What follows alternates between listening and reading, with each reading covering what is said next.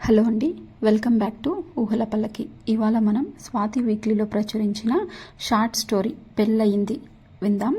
కథలోకి వెళ్తే, అన్నాజీరావు కూతురు అలివేనికి అక్షరాల 66వ పెళ్లి చూపులు. పెళ్ళిడికొచ్చిన ఆడపిల్లల్ని హాట్ కేక్స్ లాగా ఎగరేసుకుని పోతున్న ఈ కాలంలో సదరు అలివేని 66వ పెళ్లి చూపుల సంఖ్యను చేరుకున్నదంటే దానికి కారణం అలివేని కోరే కుంతెమ్మ కోరికలేనని ఘంటాపథంగా చెప్పవచ్చును. అలివేనికి తనకి కాబోయే వాడి పట్ల కొన్ని నిశ్చయ అభిప్రాయాలున్నాయి. తనను చేపట్టబోయేవాడు 6 అడుగుల ఎత్తు లేకున్నా పర్వాలేదు, కానీ చూడ్డానికి పొడవుగా కనబడాలి. ఉంగరాల జుట్టు, కోరమీసం తప్పనిసరిగా ఉండాలి. కను, ముక్కు తీరు శుభ్రంగా ఉండాలి. తెల్లని శరీర ఛాయ కలిగి ఉండాలి. ఆడపడుచులుంటే ఆ ప్రొఫైల్ కేసి చూసే ప్రసక్తే లేదు. అబ్బాయి ఒక్కడే సంతానం అయితే అన్ని విధాల శ్రేయస్కరం. ఒకవేళ అన్నో తమ్ముడో ఉన్నా వాడు అప్పటికే ఉద్యోగస్తుడై ఉండాలి. అబ్బాయి భాగ్యనగరంలోనే ఉద్యోగం చేసేవాడై ఉండాలి. అక్కడే స్థిరపడ్డవాడై ఉంటే ఉత్తమోత్తమం. స్వంత ఇల్లు కలవాడైతే మరీ సంతోషం. మాంసాహారి కాకపోతే మహాదానందం. ఇవన్నీ ఒక ఎత్తు. అన్నింటికన్నా ముఖ్యమైనది అతడికి వచ్చే ఆదాయం ఏడాదికి మినిమం 10 లక్షలన్నా ఉండాలి. అలివేని ఆనిముత్యం కాకపోయినా అవలక్షణాలు ఏమీ లేని అతివ. తీరైన కను ముక్కు తీరుతో, ఓ మోస్తరు రంగుతో సంసారపక్షంగా ఉంటుంది.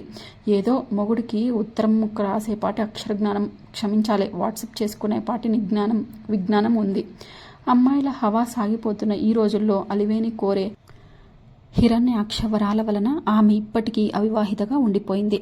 అలివేని వివరాలను మ్యారేజ్ బ్యూరోలో నమోదు చేసినప్పుడు రిక్వైర్మెంట్స్ అని ఉన్న చోట ఏవో ప్రాథమిక అంశాలను నమోదు చేశాడే తప్ప కూతురి కోరికలను యథాతథంగా అప్లోడ్ చేయలేదు అన్నాజీరావు. పిల్ల కాస్త ముదురు అని ముందే తెలిస్తే ఆ వచ్చే సంబంధాలు కూడా రాకుండా పోతాయన్నది అతడి భయం. ఒకవేళ ఏదైనా సంబంధం గుమ్మంలోకి వచ్చి ఏవో కొన్ని అంశాలన్న నప్పితే కూతుర్ని నయానో భయానో ఒప్పించి ఓ ఇంటిదాన్ని చేయాలన్న తాపత్రయం అన్నాజీరావుది. కానీ అతడి ఆలోచనలేమీ ఫలించలేదు. అలివేని తనను చూడటానికి వచ్చిన పెళ్లి కొడుకులలో ప్లస్ పాయింట్స్ వదిలేసి వారిలోని లోపాలనే ఎంచడం మొదలుపెట్టింది. తాను బ్రతికుండగా కూతురి నెత్తి మీద 4 అక్షింతలు చల్లుతానన్న నమ్మకం పోయింది అన్నాజీరావుకి. ఇక అన్నాజీరావు భార్య అన్నపూర్ణ సంగతి అయితే అడగే అక్కర్లేదు. 52 ఏళ్లకే 50 ఏళ్ల వార్ధక్యం మీద పడినట్లుగా తయారైంది. అలివేని ఈడు ఆడపిల్లలకే కాదు మగపిల్లలకు కూడా పెళ్లిళ్ళైపోయి చంకలో కూనల్ని వేసుకొని తిరుగుతుంటే తన కూతురు మాత్రం ఒంటికాయ సొంటి కొమ్ముల తిరగడం ఆమె సహించలేకపోయింది. అమ్మా, నీకు సంబంధాలు చూడడం మొదలెట్టి అప్పుడే 6 ఏళ్లు గడిచిపోయాయి. ఇప్పటికి కూడా నీకు కళ్యాణ యోగం పట్టలేదంటే మాకు చాలా బాధగా ఉంది. అన్ని మంచి లక్షణాలు ఒకరిలో కావాలంటే కుదిరే పని కాదు. నువ్వు కాస్త తలొగ్గితే మాకు నీకు మంచిది అంటూ హితబోధ చేశాడు అన్నాజీరావు. ఇలా అన్నీ ఎంచుతూ పోతే జీవితాంతం వృద్ధకన్యలాగా మిగిలిపోతావు. నీకు పెళ్లి సంబంధాలు వెదకడం మొదలెట్టిన కొత్తలో నవనవలాడే తాజా రోజాలా ఉండేదానివి. మరి ఇప్పుడు వాడిపోవడానికి సిద్ధంగా ఉన్న మల్లెపువ్వులా తయారయ్యావు. వయస్సు ఐస్ క్రీమ్ లాంటిది, దాన్ని కరిగిపోకముందే ఆస్వాదించాలి అంటూ పాత చింతకాయ పచ్చడి లాంటి ఉపమానం ఉపయోగించి కూతురికి వాస్తవాన్ని వివరించింది అన్నపూర్ణ. బుద్ధిగా అమ్మా నాన్నల మాట వింటే ఆమె అలివేని ఎందుకు అవుతుంది? నీ కర్మ, నీకు ఇప్పుడు తెలియదే. ఒంట్లో ఉన్న ఆ పొగరు కాస్త దిగితే అప్పుడు ఏడుద్దు గాని తాపీగా కూర్చొని అంటూ విసిగిపోయిన అన్నపూర్ణ శాపనార్థాలు పెట్టింది. అన్నాజీరావు బెంగ మరీ అధికమైంది. మంచం పట్టడం ఒక్కటే తక్కువ అతడికి. అన్నపూర్ణ అయితే కూతురిని పట్టించుకోవడం మానేసింది. సరిగ్గా అలాంటి సమయంలోనే ఇదిగో ఈ సంబంధం వచ్చింది. అబ్బాయి అలివేని కోరుకున్న లక్షణాలన్నీ మూర్తీభవించిన పూర్ణ పురుషుడు. 5 అడుగుల 10 అంగుళాల ఎత్తు, ఆకర్షణీయమైన కను ముక్కు తీరు, నిండైన విగ్రహం, ఏడాదికి 15 లక్షల ప్యాకేజీ ఉన్న ఉద్యోగం. అతడి గురించి తెలుసుకున్న అలివేని సంతుష్టురాలైంది. పెళ్లి చూపులకు పచ్చజెండా చూపించింది. ఆ మాత్రానికే సంబంధం కుదిరిపోయినంత సంబరపడ్డాడు అన్నాజీరావు దంపతులు. ఈ విధంగా అలివేనికి ఈ సంబంధం ఖాయమైతే తన వేణిని తృణప్రాయంగా త్యజించి వెంకన్నకు తలనీలాలిస్తానని మొక్కుకుంది అన్నపూర్ణ. అలివేనికి పెళ్లి చూపులవనే అయ్యాయి. ఆ వచ్చిన పెళ్లి కొడుకు లైవ్లో కూడా అలివేనికి అన్ని విధాలా నచ్చాడు. పెళ్లి కొడుకును చూసినప్పుడు గతంలో అతనెక్కడో చూసిన అనుభూతి కలిగింది ఆమెకి. కానీ ఎంత బుర్ర బద్దలు కొట్టుకున్నా సరే ఆ విషయం గుర్తుకు రాలేదు. ఇంకా బద్దలు కొట్టుకుంటే మాడు చిట్లుతుందన్న భయంతో ఆ సంగతి అక్కడే విడిచిపెట్టింది. పెళ్లి కొడుకు అవినాష్కి అలివేని నచ్చింది. ఇరు వర్గాల పెద్దలు శుభస్య శీఘ్రం అనేసుకున్నారు. తాత్సారం చేస్తే అలివేని మనసు ఎక్కడ మారిపోతుందోనని ఇక నిశ్చితార్థం ఊసెత్తకుండా ఏకంగా పెళ్లి ముహూర్తమే పెట్టేశారు. మరొక 15 రోజుల్లోనే ఆ శుభకార్యం జరగనుంది. అందాల రాజు వస్తాడు, మందారమాల వేస్తాడు అన్న రేంజ్లో కాకపోయినా అవినాష్ బాబు వస్తాడు, ఐనాక్స్కి తీసుకువెళ్తాడు అంటూ పాటలు పాడుకుంది అలివేని మనసులోని సందేహాన్ని తల్లి దగ్గర వెలిబుచ్చితే ఆవిడ పుచ్చ చివాట్లు పెట్టింది. అర్థం పర్థం లేని అనుమానాలతో పీటల దాకా వచ్చిన పిల్లిని కాదంటే తాను పురుగుల మందు తాగి చస్తానని బెదిరించింది అన్నపూర్ణ.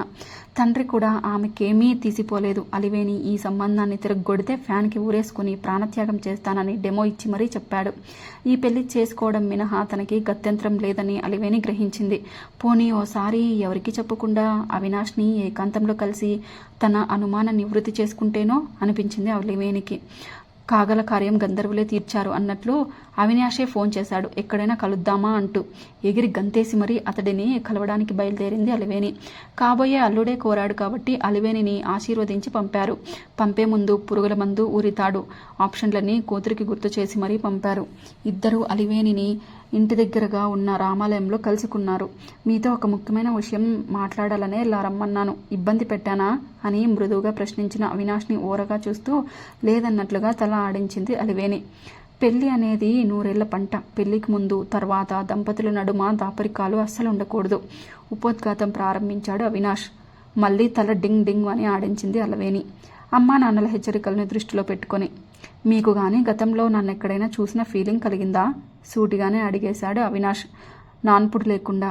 అలివేనికి హుషారు పొంగుకొచ్చింది. ఆ క్షణంలో అమ్మా నాన్నల అదుపాజ్ఞలేమీ ఆమె మెదడుకి పట్టలేదు. వచ్చిన అవకాశాన్ని వదులుకోదలుచుకోలేదు. అవునండి, మిమ్మల్ని చూసినప్పటి నుంచి ఎక్కడో చూశాను అనిపిస్తూనే ఉంది. ఈ మాటే మా వాళ్ళతో అంటే నాది అనవసరమైన అనుమానమని కొట్టిపడేశారు. బాబు మీరన్న నా డౌట్ క్లియర్ చేయండి. అవినాష్ చేతులు పట్టుకుంది అలివేని అప్రయత్నంగా. ఓ 3 ఏళ్ల క్రితం మిమ్మల్ని చూసుకోవడానికి వచ్చిన 33వ పెళ్లి కొడుకుని. అప్పుడు మీ అమ్మగారు నాకు చకోడీలు కోవా బిళ్ళలు పెట్టారు అని అదేదో సినిమాలో శ్రీలక్ష్మి లాగా చెప్పాడు అవినాష్. అవునా, అందుకే నాకు అలా అనిపించింది. అప్పుడు నేను మిమ్మల్ని ఎందుకు రిజెక్ట్ చేశానో గుర్తులేదబ్బా అంటూ చుబకం మీద చూపుడు వేలుతో తట్టుకుంది అలివేని. మీకు నేను అన్ని విధాలా నచ్చాను, కానీ నా ప్యాకేజీ మాత్రం నచ్చలేదు. అందుకని నిర్మోహమాటంగా నన్ను తిరగొట్టారు. చిరునవ్వు చెక్కు చెదరలేదు అవినాష్ పెదవుల మీద. కదా, మరి నేను మిమ్మల్ని రిజెక్ట్ చేసినప్పుడు మళ్ళీ నన్నే చూసుకునేందుకు ఎందుకు వచ్చారు? ఒకవేళ వచ్చినా నన్ను చేసుకోవడానికి మీరు ఎందుకు ఒప్పుకున్నట్లు అని అయోమయంగా ప్రశ్నించింది అలివేని. దీర్ఘంగా నిట్టూర్చాడు అవినాష్. ఓసారి క్రాప్ సవరించుకొని దానికి కారణం మీ అమ్మా నాన్నలే అన్నాడు తాపిగా. మా అమ్మా నాన్నలా? అదిరిపడింది అలివేని. అవును, ఆ మధ్య ఏదో పెళ్లిలో మా వాళ్ళకి మీ వాళ్ళు తారసపడ్డారట. మాటల మధ్యన మీ వాళ్ళు మా అమ్మ నాన్నలతో తమ కూతురు పెళ్లికి ఉందని చెప్పారట. వాళ్ళు చెప్పిన వివరాల బట్టి మా వాళ్ళు గతంలో నన్ను కాదన్నది మీరేనని తెలుసుకున్నారు. మీకు గుర్తుందో లేదో, అప్పుడు మిమ్మల్ని చూసుకునేందుకు వచ్చినప్పుడు మా వాళ్ళు రాలేదు. నేను, మా మేనమామ, మేనత్త వచ్చాము. అందుకే మొన్న పెళ్లి చూపుల్లో మీరు మా అమ్మ నాన్నల్ని చూసినా మీకు ఏమీ అనిపించలేదు. నిదానంగా చెప్పుకుపోతున్న అవినాష్ని ఆపుతూ, అదంతా తర్వాత, విషయానికి రండి. ముఖం ముడుచుకుంది అలివేని. అక్కడికే వస్తున్నా. ఇప్పుడు నాకు జీతం పెరిగిందని తెలుసుకున్న మీ వాళ్ళు మళ్ళీ వచ్చి పిల్లని చూసుకోమని, ఈసారి మీరు కాదనకుండా చూసే బాధ్యత తమదని కాళ్ళ వెళ్ళపడ్డారు. గత 3 ఏళ్లుగా ఎందరో అమ్మాయిల్ని చూసి తల బొప్పి కట్టి విసిగిపోయి ఉన్న నేను ససేమిరా కాదన్నాను. మీ వాళ్ళు నా గడ్డం పట్టుకుని బతిమలాడినంత పని చేశారు. అయితే ఒక చిన్న ప్రాబ్లం ఉందన్నాను. ఏమిటని అడిగారు వాళ్ళు. ఈ 3 ఏళ్లుగా అమ్మాయిల వేటలో పిచ్చిగా తిరిగిన నాకు ఆ ఒత్తిడి కారణంగా బట్టతల వచ్చేసిందని చెప్పాను. అప్పుడు అన్ని లక్షణాలు సవ్యంగా ఉంటేనే మీరు కాదు పొమ్మన్నారు. ఇప్పుడు ఈ బుర్రతో కనిపిస్తే తరిమేస్తారనిపించింది. అదే మాట మీ వాళ్ళతో అన్నాను. 100 కోటి దరిద్రాలకి అనంత కోటి ఉపాయాలన్నారు. 100 అబద్ధాలు ఆడైనా ఒక పెళ్లి చేయమన్నారు. మన పెళ్లి అవడం కోసం నన్ను ఒకే ఒక్క అబద్ధం ఆడమన్నారు మీ వాళ్ళు. ఈ మాట చెబుతూ తన నెత్తిమీదున్న విగ్గు తీసి చేతిలో పట్టుకున్నాడు అవినాష్. అతడు చెప్పినట్లుగానే జుట్టంతా నెత్తి మీదకి వెళ్ళిపోయి తల ముందు భాగం అంతా నున్నగా రాగి చెంబులో మెరుస్తోంది. అలివేని ముఖం జేవురించింది. అందరూ కలిసి తనని మోసం చేశారని కుతకుతా ఉడిగిపోయింది. ఇలా వంచటానికి మీకు సిగ్గుగా లేదు? అడిగింది కోపంతో ఊగిపోతూ. ఇందులో నేను చేసిన మోసం కన్నా మీ వాళ్ళు చేసిందే ఎక్కువ. మన పెళ్లి అయ్యే వరకు ఈ విషయం బయటకు పొక్కనివ్వద్దని ఒట్టు వేయించుకున్నారు. మన దాంపత్య సౌధం వంచన అనే పునాది మీద నిలబెట్టడం నాకు ఇష్టం లేకపోయింది. ఏదైతే అదే అయిందని మీకు నిజం చెప్పేయాలనుకున్నాను. ఇక మీ ఇష్టం. ఇప్పుడు మీరు కోరుకున్నంత ప్యాకేజీ వస్తోంది నాకు. కాకపోతే ఆనాటి ఉంగరాల జుట్టు మాత్రం లేదు. ఆ మాటకు వస్తే ఆడవాళ్ళకి బట్టబుర్ర వచ్చే ఛాన్స్ లేదు కాబట్టి మీకు రాలేదు. కానీ మీ జుట్టు ఊడిపోయి తలకట్టు పలచబడిపోయింది కదా. ముసిముసిగా నవ్వాడు అవినాష్. ఒకసారి తన తల మీద చేయి వేసి తడుముకుంది అలివేణి. నిజమేననిపించింది. అవినాష్ మాటలు నిజమనిపించాయి. తనొక్క ఇంటిదాన్ని చేయాలన్న తల్లిదండ్రుల తపన బోధపడింది. ఆనాడు తాను కాదన్నా మళ్ళీ అదే సంబంధం తనకి కుదిరిందంటే అవినాష్కి తనకు రాసిపెట్టి ఉందనుకుంది అలివేణి. మీ నిజాయితీ నాకు బాగా నచ్చింది. ఇప్పుడు మీరు నన్ను మోసం చేశారన్న బాధ నాలో ఏమాత్రం లేదు. మన పెళ్లి జరిగే శుభగడియల కోసం ఎదురు చూస్తున్నాను సిగ్గుపడింది అలివేణి. ఆ మాటకి అవినాష్ పులకించిపోయాడు. అమ్మయ్య, ఇప్పటికీ తన కల సాకారమైంది. తానో ఇంటివాడు అవుతున్నాడు అనుకున్నాడు పరమానందంగా. అనుకున్న ముహూర్తానికి అలివేణికి అవినాష్కి పెళ్ళైపోయింది. ప్రేమ విందుకు వేళ కూడా అయింది.